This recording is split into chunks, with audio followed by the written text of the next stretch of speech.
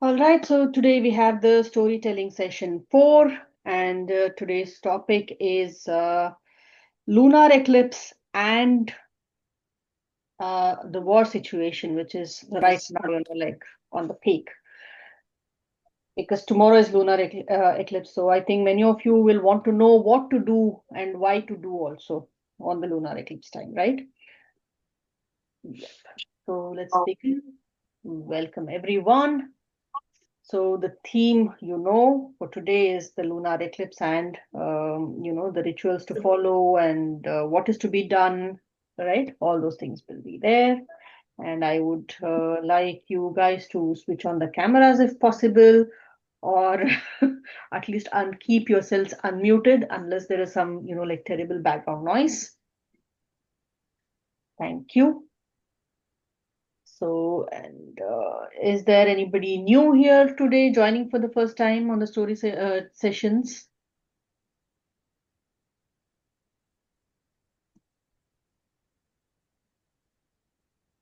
Anybody new to the storytelling sessions here? I don't think so, ma'am. Yes, Himanshu. All known names. Okay. Himanshu, you raised your Smita hand. ji, I am attending for some time. I'm new to the session. Arey wah, I didn't notice you're here. Hello, Ankur ji. I could just. कैसे हैं आप? बिल्कुल बढ़िया, बिल्कुल बढ़िया. Yes. I didn't notice, sorry. Hello, Himanshu. You are raising your hand, lowering. What's happening? No. Means this is the first time for me, actually. First time for whom? First time in मतलब storytelling session. दो हिमांशु है यहाँ पे. Okay, there are two Himanshus. Okay, I thought it was Himanshu Goyal. Okay, right. All right. So, how many of you know the story of eclipse? Why does it happen according to our ancient texts? Anybody at all?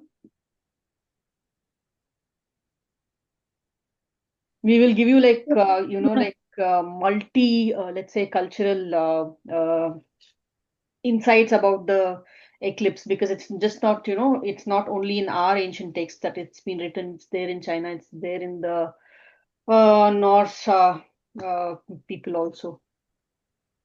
So we'll talk about that. Yes, somebody was saying something. Yes, ma'am. According to Vedic, Mm. I've heard about it. Okay. Anybody else? Any idea at all about eclipse? Astronomically, it's the alignment of moon between Earth and the sun, Mm. which causes the lunar eclipse. And for the solar one, the shadow comes, so you don't see the sun for a while. Moon comes in the middle, is Yes. as I understand. Yes. Okay. So astronomically, that's the significance, right? When Yeah. the shadow Uh, of the Earth is falling. Yes, Poonam. yeah, I remember something vaguely about from my childhood, something about Rahu eating up Mm. the planet that is in eclipse, basically. In Mm. this case, the moon, right? Yeah. I mean, I remember from my childhood, and we used to watch these mythological plays that, you know, Yeah. yeah, so that's what I remember, but I can't remember in detail Oh, why, yes. how, and all these Yes. things. So let's go to the story in detail now. So we all know that the churning of ocean happens to get the nectar, that is Amrita, and before that the hala hala comes, which is consumed by Mahadev and holds it in his throat. That is why he's called Nilakanta. And I think we spoke about this Nilakanta and, like why he's called Nilakanta and what is it that is, symbolically representing that particular thing in the Indian geography also. We spoke about it on the first stories telling session, perhaps. So now, when there was this Amrita, which was, all the churning of the ocean was happening, there was this guy called Swarbhanu. Okay. So it was decided by Vishnu that he's going to disguise himself as a very beautiful lady, Mohini Avatara, and he's going to, give the nectar or the elixir or like the amrita only uh, to the Devagana, okay, which means the gods or which means the deities or which means the, let's say, good part and not the bad part, And then there was this guy Swarbhanu who understands this strategy of Vishnu, and he goes there and he silently sits, okay, among these people, among all the devas. Okay, the asuras are forbidden about this elixir, so this guy just like sneaks in. He just sits along with the devas to get the amrita. So what happens now is, and he is disguised so well that he could cheat Vishnu also, and he manages to drink the amrita. But sun and moon, they'll get him caught. Okay, they notice and they say this guy is looking different. He doesn't belong to us. So just check who's this.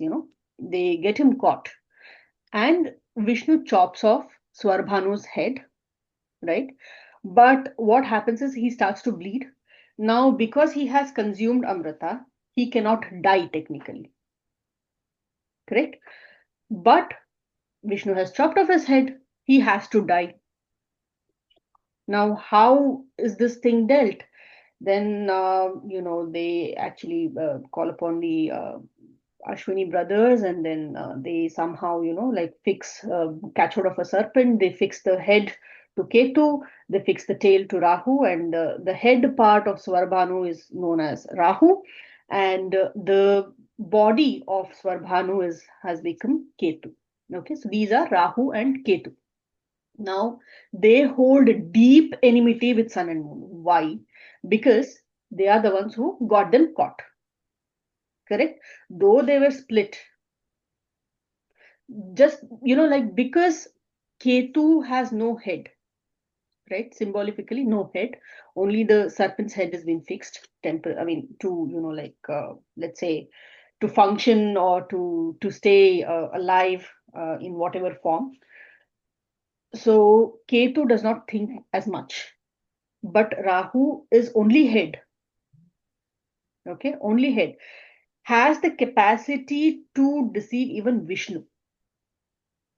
Okay, who could even cheat upon Vishnu? That kind of brains, and that is why when people say if you have like Rahu well placed, then they say you're a born manipulator, or if Rahu is in some certain places, they say you're like extremely intelligent, especially if you have Rahu Mercury combination, then you're like brain active all the time, right? So these kind of things are known. So this is the story. Now, why they hold deep enmity is because the Sun and Moon got them caught, right? So now, whenever they get a chance, they try to swallow them. So that is the symbolification of eclipse in our Vedic, let's say, texts. Okay, Rahu swallows the moon or the sun, and because there is no body to process or whatsoever, it just comes out, and that is why like after a certain period, it comes out. And also with the Ketu, it is like there is no, let's say, symbolic signification, right? So they are not physical entities. And that is why, Rahu Ketu are the nodes, right? They are the nodes. They are physically not present, but you can feel their presence. Their Shadow presence can planets. be only felt. They are the shadow planets, yes. So they can only be felt, or they make a very strong presence to be felt, but you cannot see them physically. They don't have a physically body because they are technically dead, but they can't be dead. Okay, it is like a very beautifully woven into the story, and got to us this way. So this is the story of um this is actually the story of, let's say, Rahu, Ketu, the eclipse, and whatever happens in the cosmos, right? So that, please don't type anything in the chat. Whoever has typed, please read it out. I'm not reading. Yes, Pratik. Sorry, I didn't want to break your flow of thought, which is why I was writing, and I tend to forget my chain of thought, which is why I was right. Okay. So what I wanted to say was Ketu is also intuition. Mhm. Since it does not have a head, it can feel a lot better. The sensitivity to a Mhm. sense is higher. Mhm. But then, since it doesn't have a head, it cannot think. It tends to follow blindly Yeah, so at the same that is time. why it is also said Kujavat Ketu, which means Right. Ketu has like immense energy like Mars, but nothing can be processed in the head. There's no head. Right. Okay, so that one. There's one more point I wanted to add, and I could be wrong about it, but since I was analyzing, maybe this is the thought that came in my head. Mhm. Since these are two nodes of moon, Mhm. there has to be an alignment every 28 days where it comes closer to being an eclipse, but it doesn't happen as an eclipse. So for these nodes to completely come in that alignment is when the actual eclipse happens. Otherwise, every Okay, 28 days, these nodes yeah, could, okay. align in Solar a eclipse, similar way. yes, yes. The solar eclipse happens on new moon days, Right. and lunar eclipse happen on the full moon days. Basically, when sun and moon are together and they cross, like Rahu or Ketu, then it is the solar eclipse. And sun and moon exactly 7 houses apart, and moon crosses like Rahu or Ketu, then it's the lunar eclipse. Also, the tilt, right? Because if it doesn't align completely, that would cause a partial or a Partial, complete yes. lunar or a solar eclipse. No, Pratik, somewhere or the other in the cosmos, it will be a Mhm. complete eclipse. I see. It is Okay. just that the angle from where you're viewing, it is not visible as a total eclipse. Okay. Okay. Fair enough. Right. Okay, so that is why, for example, in some parts of the world, it will be total eclipse. Some parts of the world, it is not. Sometimes, if you have Correct. observed. Okay. Okay. Okay, so Thank somewhere you. or the other, eclipse is always total, but the way you see it, it may not appear to be full. Anji. Okay. Right? Understood. Okay. So now, anybody knows about the Norse mythology, what the Norse people follow. So they also have, this, let's say, a story behind the eclipses. They say that there are two wolves, Skoll and Hati, that chased the sun and the moon. So the eclipse means that one of them have caught their prey. So according to them, so they have this, and what they do is here is like uh, it's like moon and sun, they represent order, and then these wolves, they are the chaos. So when the situation gets chaotic, they think that the eclipse is happening when the wolves have caught their prey.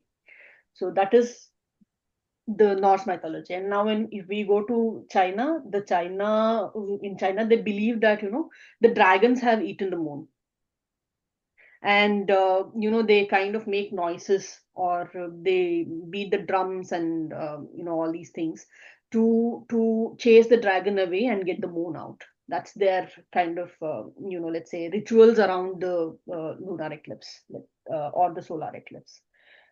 Okay, and in some parts of the world, it was also believed that when there is eclipse, then it was the threat to the king, or threat to the, let's say, government. Even now in present times, they assume, or they relate that to like a threat to the government when the eclipse happen, especially the solar eclipse.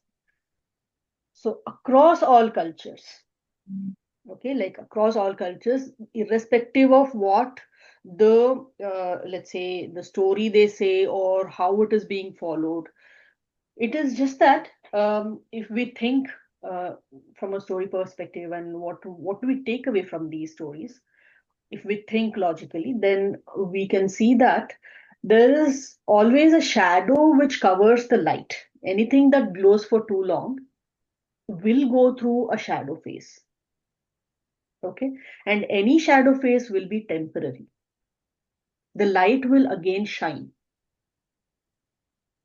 So that is exactly what all the cultures across the world they emphasize on through the eclipse stories, let's say. Okay. Any thoughts on this? What do you think are the key takeaways from this story?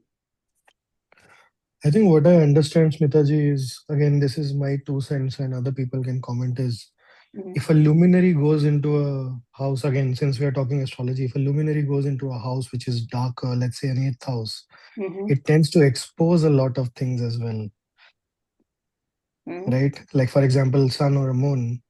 Yes, it may not be the best placement for them, but it is equally Yeah. complementing the energy of the dark part of that house as well, which is illuminating a Yes. few things too. Yes. Yes. So now, when we actually relate this to the present day situation, also that also we can talk about. Anybody, any questions? What do you think you can take away from the story?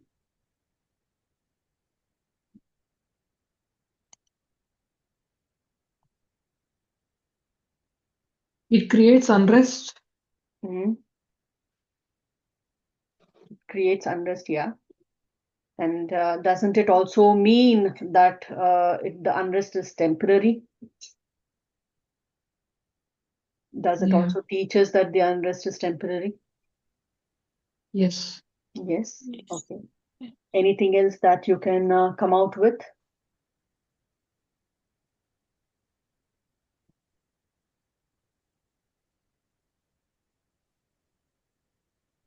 And now, if we talk about the present day, Anything, yes, please. anything in the dark has to come out to the light. Yes, absolutely. Okay. So now, if we connect this to the let's say the present day situations, the wars, and I call the cracker party. So now, if we think about that, right? When we connect, what do we see?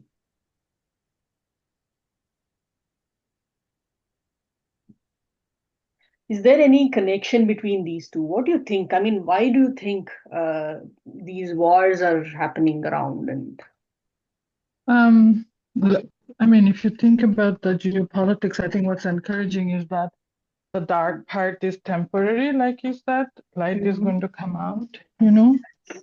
So that's hopeful. That's a hopeful message, given the war and what's happening close to where I live.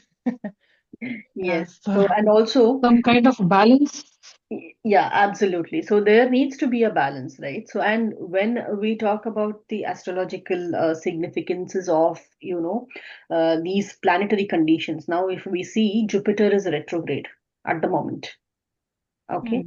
And Mars, Rahu are in conjunction with Mercury. And that is why I think share market is like crashing, like, I don't know what, what is the word to use. There is like a deep shift in the economy of the world. And, with the kind of, let's say the spark, even a small spark is like blowing out of like proportion these days. So does Jupiter then signify money? Sorry, I'm very, No, no, my no, no, no, no, knowledge. no. Jupiter does not signify money. Jupiter is like there is no aspect of Jupiter when Jupiter is retrograde. Okay, Okay, okay. so there is nobody to control the party which is happening. Oh, like Guru is the retrograde. Okay, There's okay. no teacher Yeah, in the classroom. right, right, right. Okay, okay. Okay, so whenever there is action expected from Mars, and if it is under guidance, let's say if Jupiter is into picture, it is like Krishna Arjuna combination. I don't know, somebody just sent me this message, and I really like the way it was compared. So it is like when Jupiter is controlling Mars, then it is like Krishna Arjuna combination where Arjuna is guided by someone who is like wise enough, right? And things. But then when it is like either Mars Rahu or Mars, let's say Saturn combinations, then it will be like Bhishma and like Duryodhana combination where it's just action. It's just action. You're just following the orders. Okay, shoot, shoot, over. Why shoot, where shoot, nobody's thinking.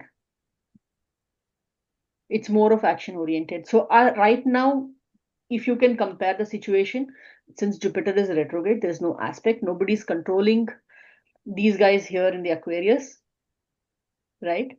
So that is one thing. And when you think about, the economical situations that is all around the world, let's say, it is not so great. So even the share market is going to crash further. Okay. The economy is going to dip further. And I think that this will continue at least till Mars passes over, Pisces.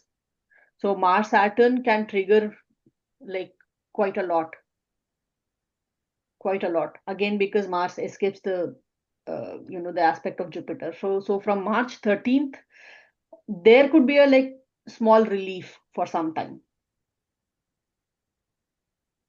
But also, this is also another concept that, Saturn, before getting into debilitation,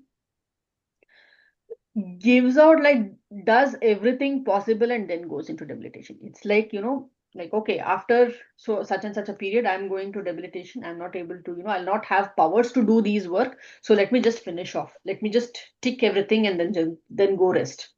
Okay, that will be the kind of attitude. So whatever, like has to let's say close or flare up or whatsoever, that is probably going to happen during that situation where Mars and Saturn are conjunct, and after Saturn crosses about 15-20 degrees in Pisces.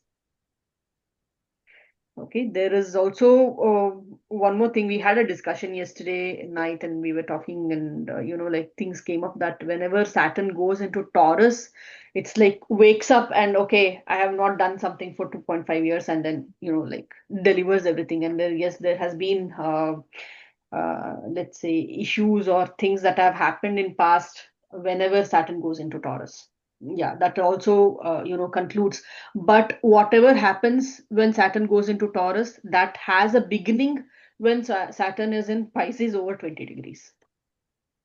So whatever is beginning now will get the closure when Saturn goes into Taurus. So that's the let's say the broader picture. But let's jump back to the story. We are talking too much astrology in the storytelling session, which is not the Then right thing it's to do. bad to start things. Sorry? Is it bad to start things now? No, it isn't. Because it will take What? another 5 years. No. What I meant is if something has to flare up. Now, people are actually talking about this World War III and whatsoever. Okay. So if it begins now, it will flare up only in 2030 when Saturn goes into Taurus. That's what I'm trying to say. Okay. Okay, so it doesn't depend on your personal things. Now, if you want to buy a house, you can't wait till 2030, and if you want to like get married, you can't wait till 2030. I didn't mean that. I'm just talking about the broader perspective. That's why. Okay, let's shift back to the story and not to the, let's say, the astrological aspects. But what is your key takeaways from this particular story? What did we learn today from the story?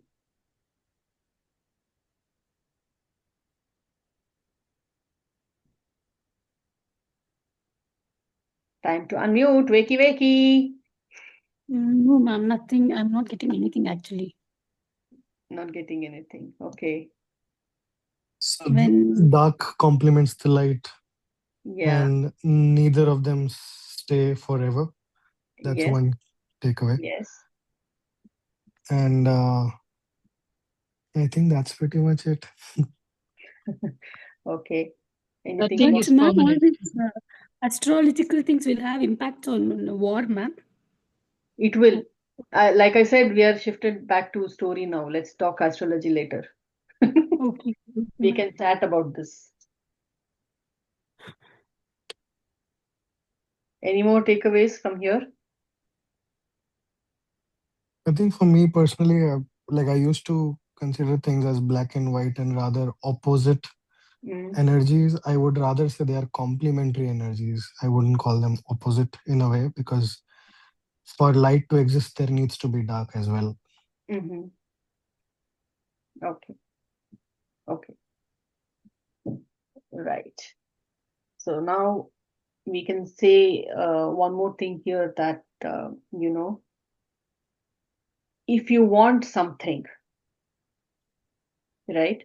If you wish for something, if you have the brains to get it, you will get it by hook or crook. It doesn't matter about the end result. Did we learn that here in this today's story?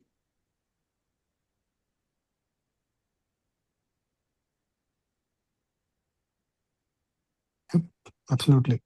Yeah, right. So if you are focused on what you want, you will definitely achieve it. Also Like at a how Sarabanu consequence. achieved? Sorry. Like how I'm saying all, Sarabanu achieved? Okay, Rashmi, you tell me now. What was it? Like how Sarabanu achieved Yes, against all odds. yes, yes. Mm. and at Irrespective of whatever what was the outcome, he was and whatever killed. consequence. Yes, no, he didn't bother about the consequence. I want it, I want it. That's about it. I want it. Right. Single point Right. focus. And that is why, when you have to deal with Rahu Ketu energy, you always need single point focus. The more you drift, the more you get confused, the more you just wander. You don't get anywhere. And that is exactly why people are advised to meditate in Rahu Mahadasha.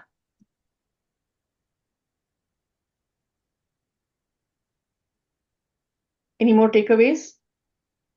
In a broader perspective, Smitaji, like, if the Amrita was going to go to the Ashuras, would be in so much trouble, because if you look at it as like a negative force, they could Mhm. never die, right? So Yeah. even if the bad elements get the good stuff, it's for a time being. It doesn't, you know what I mean? Yes. Yes. It's the good part, good and evil, right? Like victory of good over evil, right? Yeah. From a Yeah. large perspective, from the whole story. I think, I don't know. Yeah. True. Eventually, the good will win. Okay. So, any more questions? Ma'am, Hmm? how many days will be the effect of the eclipse on About general? about one cycle of moon, that is 15 days.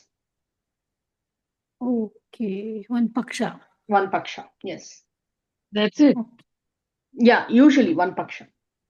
Okay. Smitaji, I have a comment, not a question. Yes.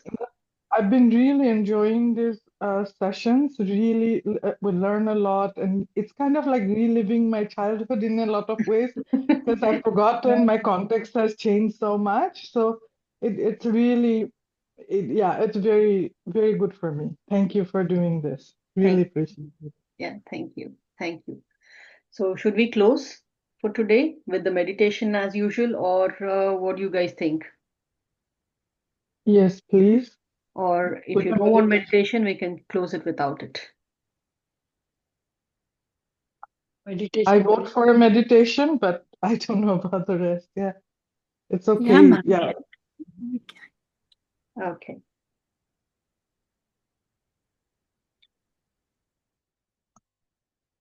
Let's use Mars frequency today. Every planet has a different frequency. Yes. Okay. Any particular reason you're choosing Mars frequency, Smitaji? Because Mars is right now afflicted, and once your, let's say Mars is fixed, then basically your root chakra is fixed. Your daily routine is fixed, and it helps. Okay. Okay. Thank you. Hey.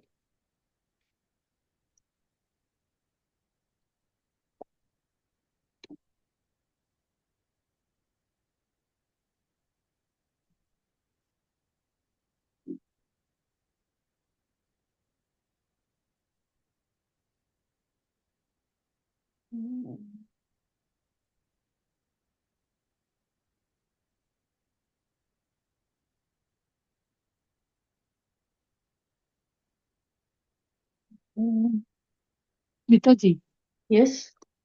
can you do meditation for the same frequency daily? Yes, you can. Because I screen recorded your meditation, yesterday's meditation. I thought I'll follow the thing. Yes, you can. You can. But Mm. what did we use? Tan, tan, Tanpura, yes, but I think we used Tanpura, yeah. Saturn Swara that day. Yes, that's it. I used Mm. F sharp. Yeah. So, let's see.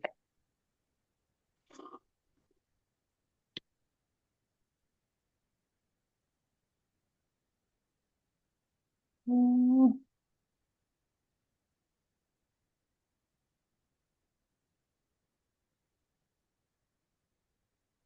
Okay.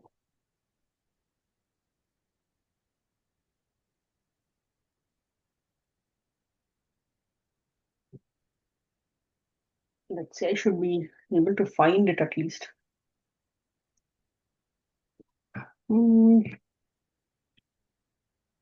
Where do you find all these, ma'am? It is there. Tanpura, if you let's say you can get it in the app also. Tamburi. Okay. You Okay. have to download that app, is Yeah, it? because F scale is for Saturn, and I think C sharp, or C is for which is the first one? Is for I don't know which is the first one. I think it is not Jupiter. Saturn only. Sun, No, not Saturn. It's Mars also, but Mars again, I think I relate more with D sharp with Mars. So I'll give you the list if you want. There's a list that yes, follows. please give. Yeah. Yeah, ma'am. Please give it to me. Yeah. Let me explore it.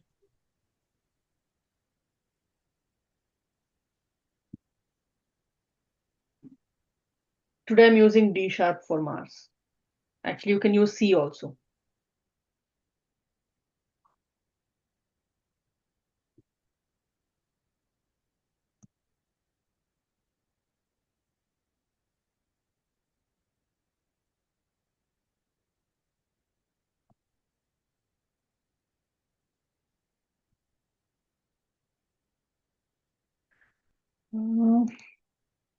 Advanced computer audio and share. Can you hear? Music is heard. Yes. Yes, ma'am. Yes, ma'am.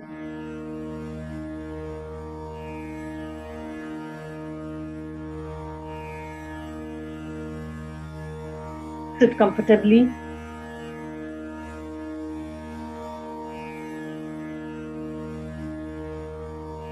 Allow your body to settle into stillness.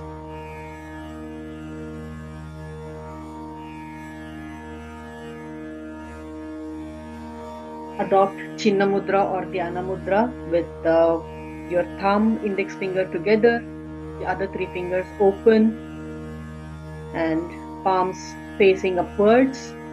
Gently place it on your knees.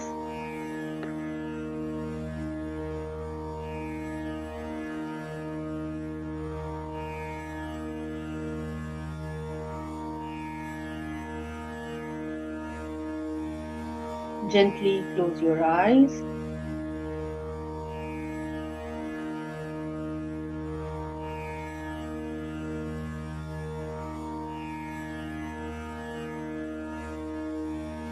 Take a slow breath through your nose. Breathe in 1, 2, 3.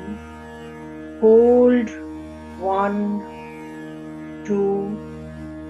Release 1, 2, 3, 4, 5. Breathe in 1, 2, 3, 4. Hold 2, 3, 4. Release 2, 3, 4, 5. Breathe in 2, 3, 4. Hold 2, 3. Release. 2, 3, 4, 5, 6. Find your natural rhythm.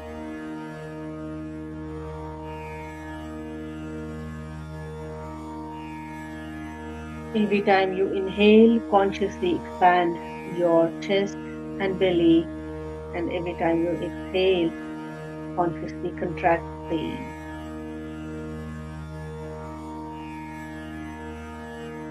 Wherever you feel the tension, bring your attention, your focus to that point and breathe in deeply. You observe that you relax naturally. Keep your eyebrows center relaxed. Have a smile on your face while we dive deep into the thought. Now imagine that you're standing beneath an open night sky. The air is calm. The world feels vast and quiet. Above you hangs a full moon, bright, white, luminous, whole. Its silver light gently touches your face. Notice how peaceful it feels.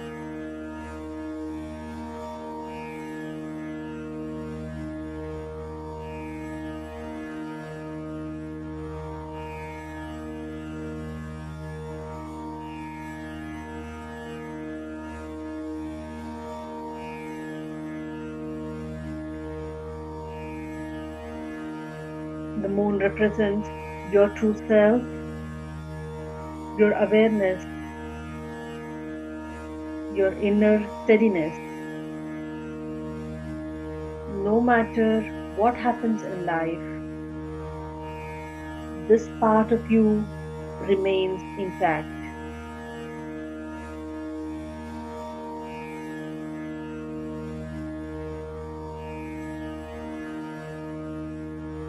Slowly, a shadow begins to move across the moon. There is no fear in the sky, no alarm, just movement. As you watch, the shadow deepens. Reflect gently in your mind. Ask yourself, what shadow is present in my life right now? Is it a conflict, a difficult relationship, a lost opportunity, uncertainty? Notice whatever arises. No judgment. Like the Earth's shadow on the moon, it's just something passing over your awareness. You are not the shadow, you are the awareness observing it.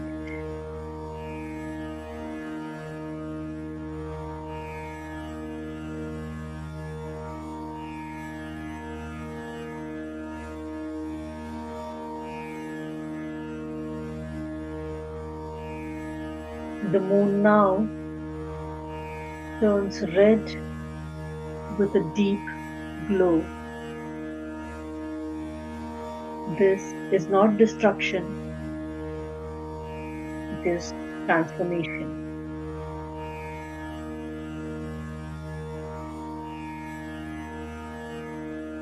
You hear now with deep understanding.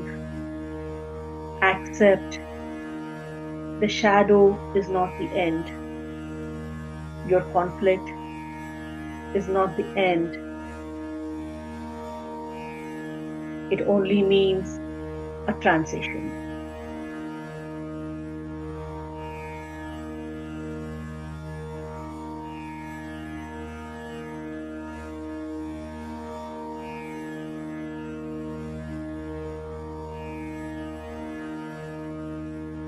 Just like the earth shadow on the moon, we experience shadow on our awareness.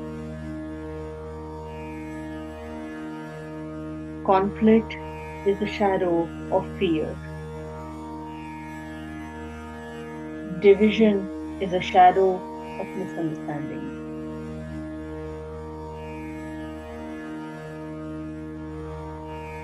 Take a slow breath in, and as you exhale, imagine releasing the fear into the sky.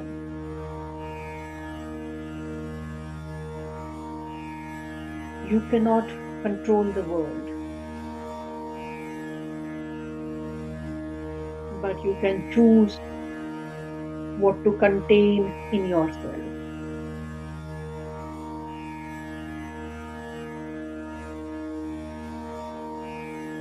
Now slowly the shadow begins to move away with every exhale. Take a deep breath in through your nose and exhale through your mouth. Blow out the shadow.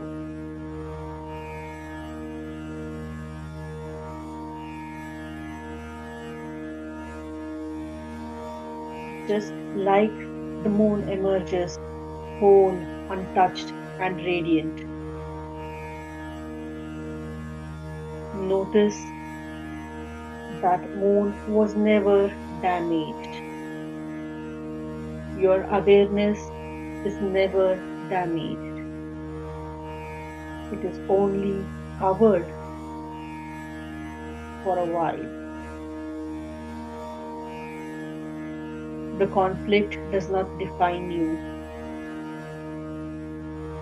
The shadow does not erase you. They mask your awareness, your being for a while,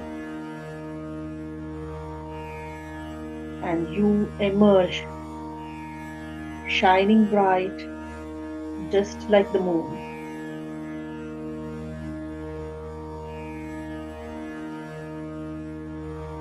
As you breathe in, feel your heartbeat at the tip of your fingers.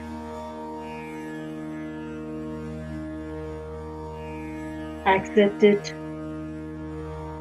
Allow it to come.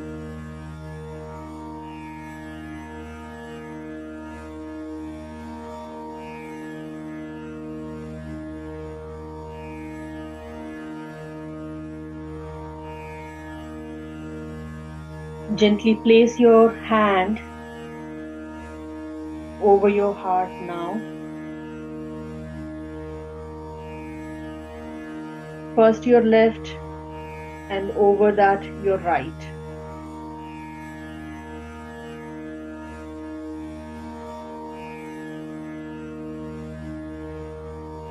Take a slow breath in. Repeat after me in your mind. I remain steady through the change. I accept the shadow. I respond with awareness, not fear.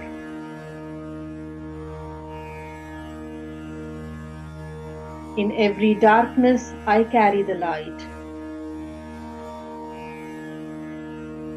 Now imagine this light expanding from your chest, filling the room.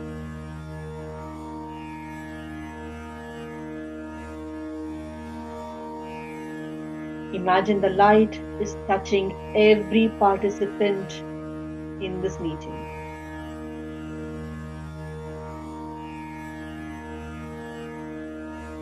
Extending outward into the world, a quiet, steady, compassionate light.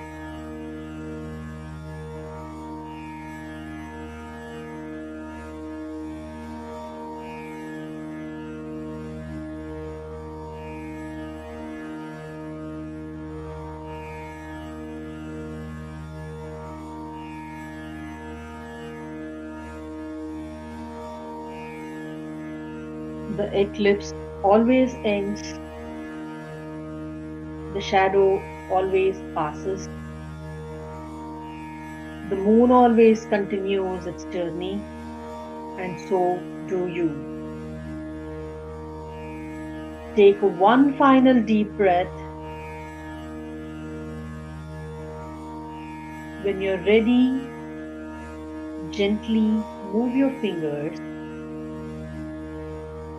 Relax your hand.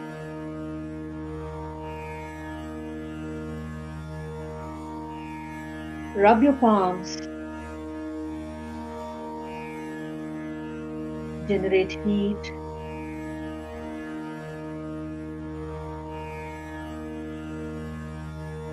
Place them on your eyes.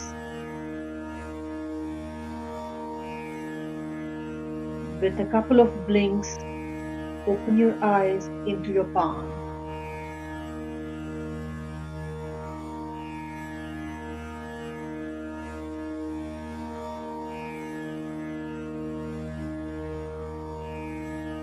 You may now relax and open your eyes.